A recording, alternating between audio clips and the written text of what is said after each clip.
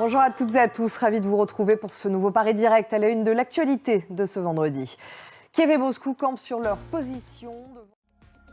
Et puis nous vous proposerons un extrait de notre émission Reporter. Ce sera à voir après le journal. Nous partirons en Corée du Sud où les Sud-Coréens se marient de plus en plus avec des femmes étrangères. Elles sont souvent vietnamiennes, chinoises ou thaïlandaises. Ces mariages interculturels se comptent par milliers chaque année et reflètent un problème d'ordre national, celui de la crise du mariage. Le nombre d'unions entre Sud-Coréens a chuté de 40% en 10 ans et est à son plus bas historique. On voit ça juste après le journal. Qui est responsable du crash d'un avion militaire russe qui transportait, selon les autorités russes, 65 prisonniers ukrainiens en vue d'un échange? 2 jours après les faits, Kiev et Moscou continuent de se rejeter la responsabilité.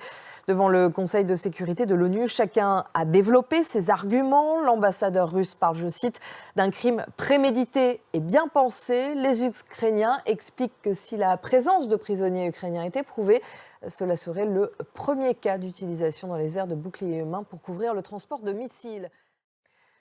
Khan Younes, au sud de la bande de Gaza, continue d'être le théâtre de combat entre des membres du Hamas et l'armée israélienne. La ville est aussi visée continuellement par des frappes israéliennes. Selon l'armée israélienne, la direction locale du mouvement islamiste se trouve à Khan Younes.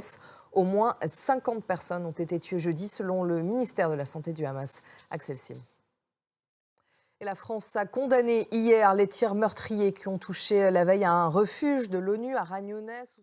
Et aujourd'hui, à 13h, heure de Paris, la Cour internationale de justice de La Haye doit rendre une décision sur les mesures urgentes réclamées par l'Afrique du Sud. Le pays accuse Israël de perpétrer un génocide des Palestiniens dans la bande de Gaza. Nicolas Chamontin. Et en France, la colère des agriculteurs continue de grandir. Ils bloquent toujours plusieurs axes routiers dans l'Hexagone et menacent de bloquer Paris. Ils réclament au gouvernement l'application de mesures urgentes. Le Premier ministre Gabriel Attal doit se rendre aujourd'hui en Haute-Garonne pour faire des annonces. Cela fait maintenant une semaine que les agriculteurs manifestent. Rebecca Martin. Emmanuel Macron est l'invité d'honneur du Premier ministre indien Narendra Modi. Merci Alban, vous étiez en direct de New Delhi. On va se retrouver tout au long de la matinée pour suivre notamment ce défilé du Republic Day. On fait maintenant un point sur les titres qui dominent l'actualité de ce vendredi.